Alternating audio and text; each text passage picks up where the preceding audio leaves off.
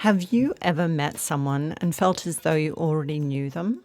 The recognition was immediate.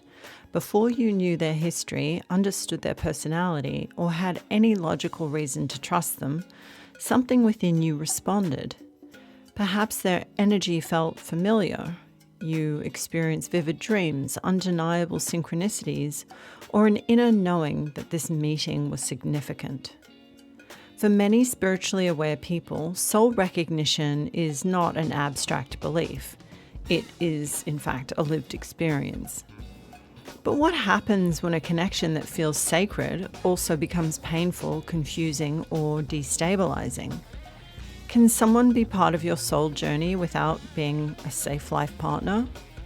Can a genuine soul connection activate unresolved trauma? And how do you distinguish spiritual intensity from a trauma bond when both can make a relationship extraordinarily difficult to release? Today, we are not going to dismiss the spiritual connection. We are going to look at it more deeply, because the question is not simply whether the connection is real. The question is what the connection is here to teach you, whether the human relationship is safe, and whether remaining inside it honors your soul. Welcome to Intuition on Tap. Hello, beautiful souls. I'm Heidi, and this is Intuition on Tap, the place where psychology, energy, and intuition meet. Today's episode follows naturally from our last conversation about the dark empath. Someone who may understand your emotional world deeply without consistently using that understanding with compassion or integrity. After an intense relationship, we might find ourselves asking, if this person wasn't emotionally safe, why did the connection feel so spiritually profound? Why did I recognize them? What did the universe appear to bring us together? What reason? Why can I still feel them when they're no longer physically present? And why does separation sometimes make the energetic connection feel stronger? I want to begin today by saying clearly that I'm not here to tell you soul connections are imaginary. Many people experience relationships that carry an unmistakable sense of energetic recognition, karmic significance, or spiritual purpose. I've witnessed this reality in my own work, in my own life, and in the lives of people I have supported. But spiritual significance and healthy compatibility are not the same thing. A relationship may carry a genuine soul purpose and still activate attachment wounds, emotional dysregulation, or painful human patterns. The spiritual connection may be real. The trauma may also be real, and one must never be used to erase or minimize the other. So here is an important note about trauma bonds. The term trauma bond is frequently used online to describe any intense, addictive, or unhealthy relationship, but that is not what it actually means. A trauma bond is an attachment that develops within an abusive or coercive dynamic, often involving a power imbalance and repeated cycles of mistreatment, followed by affection, remorse, reconciliation, or relief. Kind of moves in circles and cycles. You do not have a trauma bond simply because you shared your trauma with someone. The relationship triggered your attachment wounds. You find it difficult to let go. The chemistry was overwhelming. The connection feels karmic. Or the relationship becomes unhealthy. Those experiences obviously deserve exploration, but they're not automatically evidence of traumatic bonding. We need this distinction because imprecise language can minimize the reality of abuse while encouraging people to diagnose every complicated relationship through social media terminology. Today, we are going to consider 3 different layers. Firstly, the spiritual significance of the connection. Secondly, the psychological and nervous system activation within the connection. And lastly, the observable safety of the relationship itself. All three of these aspects can be present at the same time. So when the soul recognizes someone, soul recognition does not always arrive as a thought. It may arrive as a sensation. Time seems to shift. Your energy changes. You feel seen before the other person knows enough about you to truly see you. You may experience a sense of coming home. Your intuitive channels can become unusually active. Dreams intensify. Synchronicities appear. You know when the person is about to contact you. You feel changes in their energy across distance. Some connections awaken dormant aspects of us. They even activate spiritual gifts, creativity, courage, or a part of our identity we might have forgotten about. This is why it can feel inadequate when someone responds to a profound spiritual experience by saying, "It's only attachment." Sometimes it is not only attachment. Sometimes there is a genuine energetic connection. And sometimes two people do meet in service of something their souls intended to experience, complete, remember, or transform. But here is the distinction that spiritual maturity asks us to make. Recognizing a soul does not automatically tell you what form the human relationship should take. Soul recognition does not guarantee emotional maturity. It does not guarantee compatibility. It does not guarantee that both people are ready to embody the potential of the connection. And it does not always mean the relationship is meant to last forever. Some soul connections are companions. Some are teachers. Some are catalysts. And some awaken us through love. Some reveal where we have been abandoning ourselves. And some arrive to complete an old pattern rather than to continue it. The connection may be real without permanence being its full purpose. When a soul connection activates trauma. A genuine soul connection can reach deeply into our emotional system. Because it reaches deeply, it may activate material that a less significant relationship ever touched. Fear of abandonment may surface. Old grief may become visible. You may feel an overwhelming desire to merge with the other person or become terrified of losing them. This does not automatically invalidate the spiritual connection. It may be part of what the connection is illuminating. But spiritual activation is not the same as spiritual instruction. Feeling an ancient or powerful bond does not necessarily mean you are being instructed to pursue the person, wait indefinitely, or tolerate harmful behavior. The activation may, in fact, be inviting you to heal. It may be revealing an attachment pattern for you to understand and learn from. It may be asking you to retrieve a lost part of yourself. It may be showing you where love became entangled with uncertainty in your early life.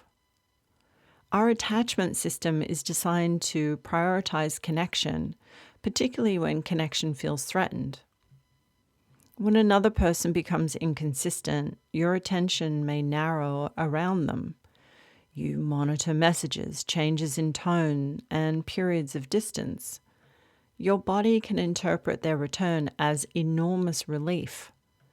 And from an energetic perspective, especially for those highly sensitive folks out there, you may also become deeply entangled with their emotional field. You are not merely thinking about them. You feel as though you are carrying their presence inside of your system. Therefore, we do not need to choose between this is spiritual and my nervous system is activated. Both can be true at the same time. The important question is whether the connection is supporting conscious growth or whether its spiritual meaning is being used to keep you trapped inside of an unsafe pattern.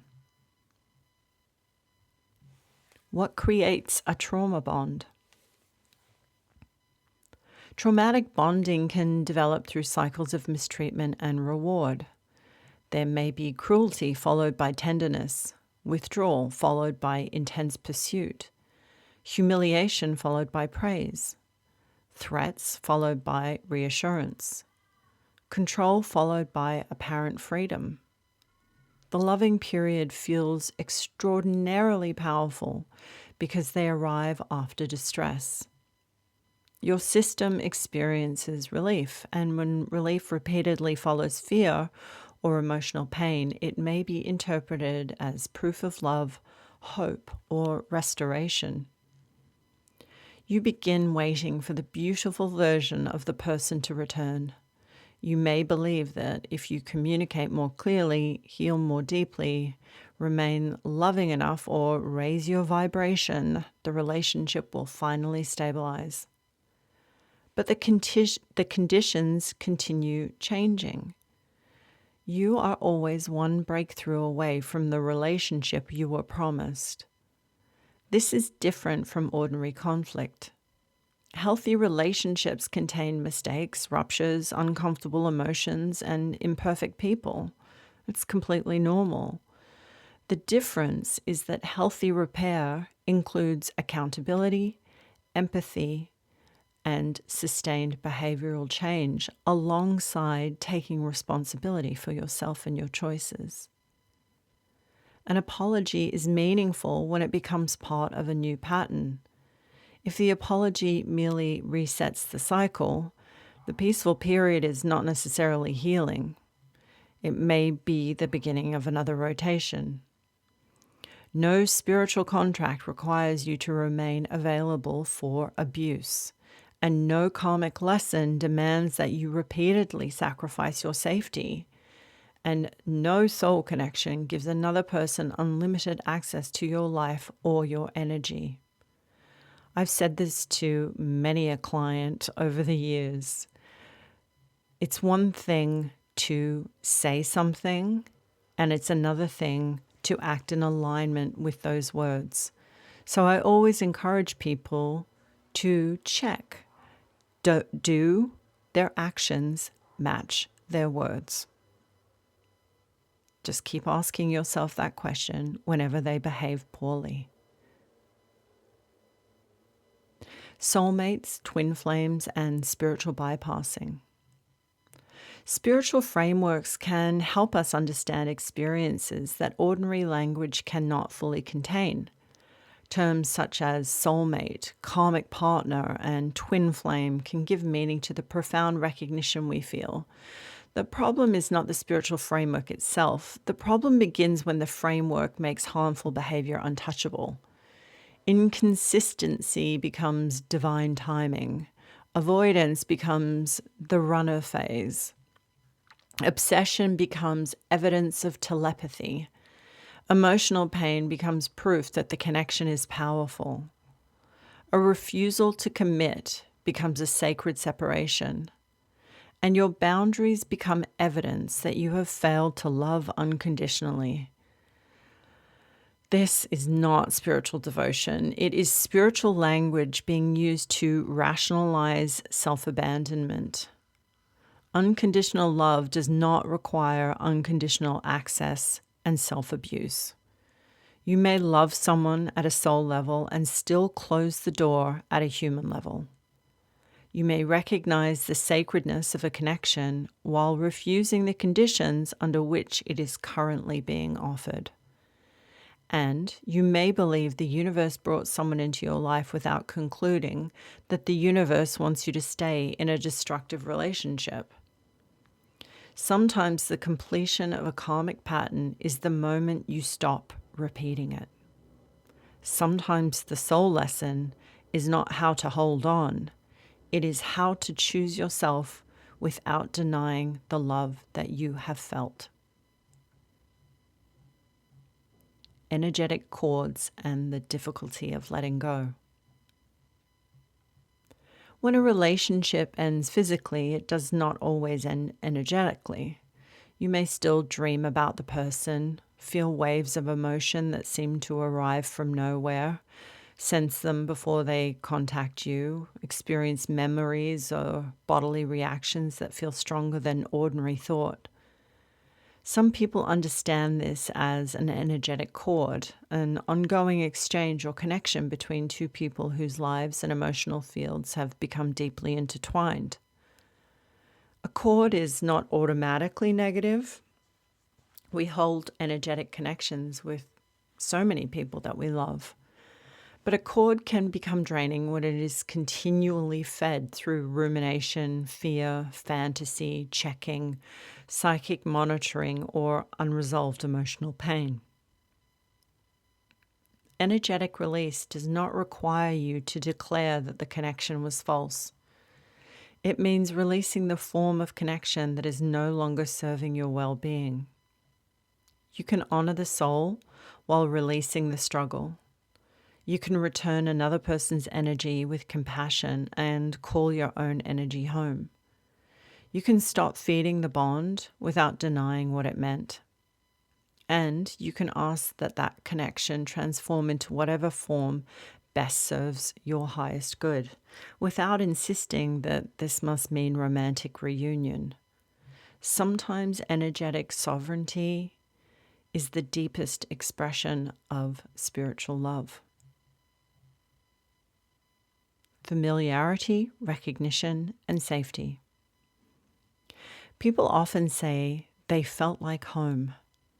That deserves curiosity. But what did home feel like in your body? Was home consistent, emotionally safe and spacious? Or did home require you to monitor someone else's moods? Did you have to anticipate conflict? Did love arrive unpredictably? Did you learn that closeness could disappear without warning? Sometimes soul recognition and psychological familiarity occur together. A person may feel ancient to your spirit and familiar to your nervous system. That combination can create extraordinary magnetism. But familiar and safe are not synonyms. And spiritual recognition is not a substitute for behavioral discernment.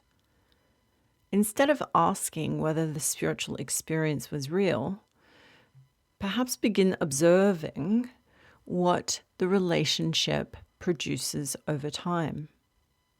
Does the connection become clearer or increasingly confusing? Can you remain connected to yourself? Can you express a need without being punished? Can you say no without retaliation? Can the other person acknowledge their impact? Does their behavior reflect the spiritual depth they claim the relationship possesses? A safe relationship does not require perfection.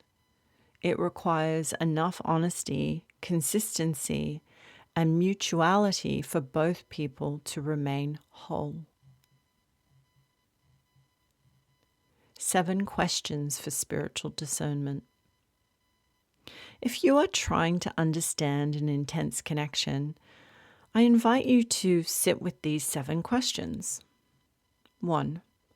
What might the spiritual purpose of this connection be?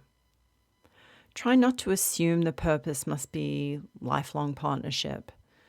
Could the connection be awakening a gift, a skill, completing a karmic pattern, revealing a wound, or teaching you energetic sovereignty?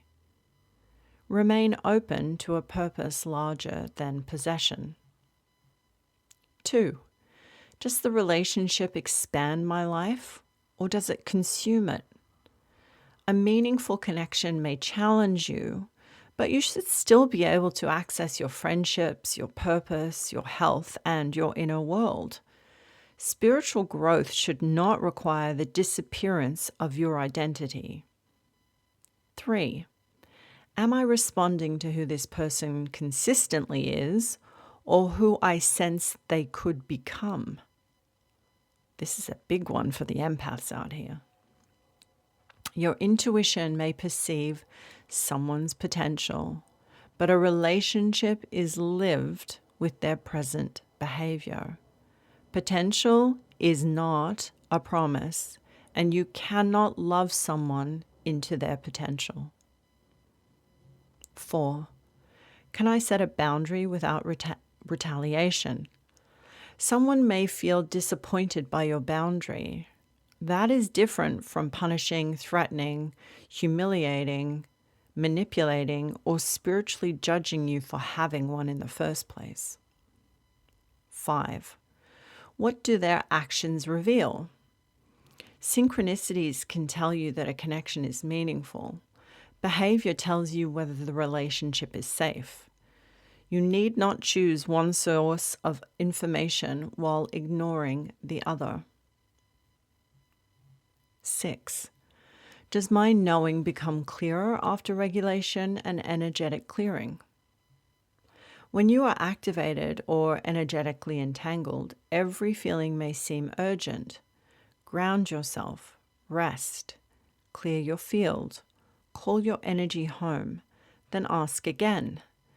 True guidance does not fear a pause. And 7. Does remaining in this relationship require me to betray or abandon myself? This may be the most important question of all. A soul-aligned relationship will challenge your ego at times. That's completely normal and healthy. However, it should not require chronic abandonment of your dignity, safety, inner truth, or self-identity.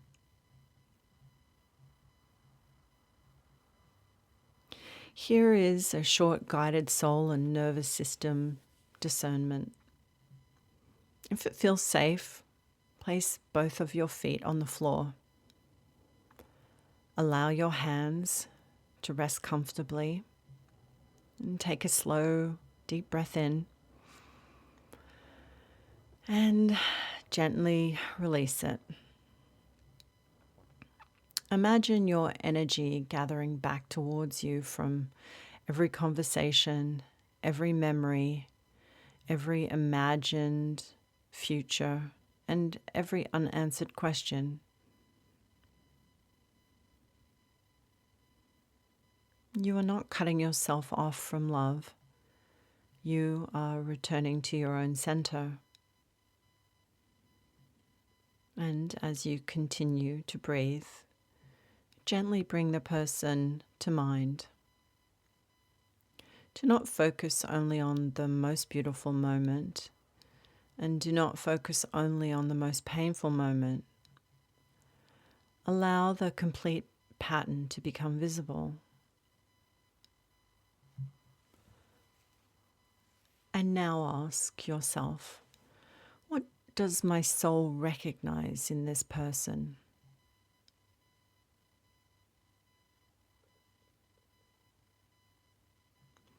What has this connection awakened within me?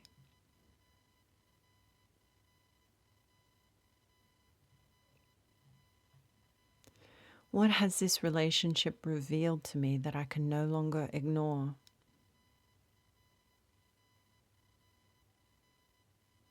Now gently bring your awareness into your body and ask, who do I become inside of this relationship?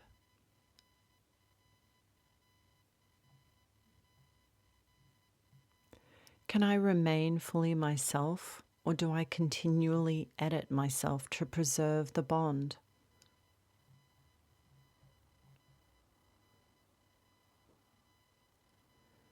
What behaviors have I been explaining through spiritual language?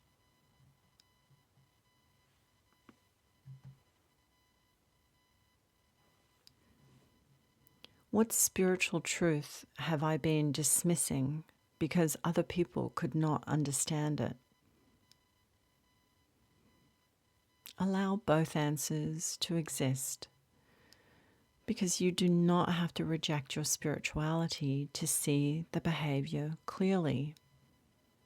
And you do not have to reject the psychological reality to honor your spiritual knowing.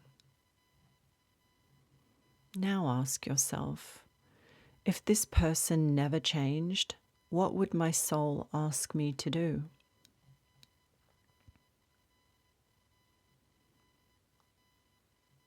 And what is the most loving next step towards myself?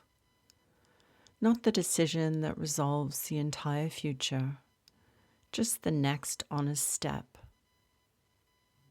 It may be resting before responding, writing down experiences that you've had, seeking grounded support, clearing an energetic cord, setting a boundary, creating some physical distance, or accepting that the purpose of the connection is not the future you originally imagined. And now take a final deep breath, calling your energy fully home. What belongs to you returns with love, and what belongs to the other person returns to them with compassion. Your intuition does not need chaos to make itself heard.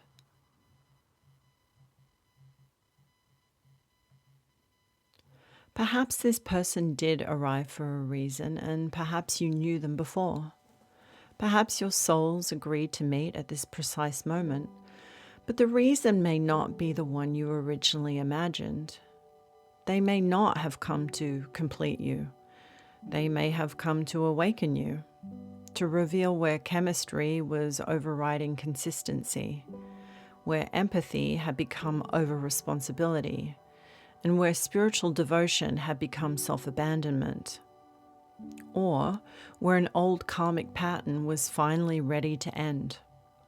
A soul connection can be genuine without being a healthy relationship or partnership. And a relationship can activate trauma without being the spiritual connection that you had hoped for. And someone can play a sacred role in your journey without being entitled to accompany you into your next chapter. You are allowed to honor what was real, and you are allowed to grieve the future you might have imagined. You are allowed to love someone's soul while declining their behavior. And you are allowed to complete a connection without declaring that it meant nothing. The question is not only, are they my soulmate? Ask, what is this connection awakening within me? Is the relationship safe in its present human form? And perhaps also ask yourself, can I remain loyal to my own soul while loving this person? Because love can be real, and leaving can still be a wise and good choice. Significance does not equal compatibility, and intensity does not equal intimacy. A soul contract does not cancel free will, and destiny should never be used to justify abuse. As you've heard me say before, regulation first and then intuition follows, and the soul speaks through both. Thank you for joining me today on this episode of Intuition on Tap. If this episode helped you understand a connection in your own life, please share it with someone who you think might need this conversation as well. And if it feels safe to share, I would love to know. Please put this in the comments below. Have you experienced a connection that was spiritually significant but not meant to remain in its original form? Until next time, stay grounded, stay sovereign, and keep listening to the wisdom already within you.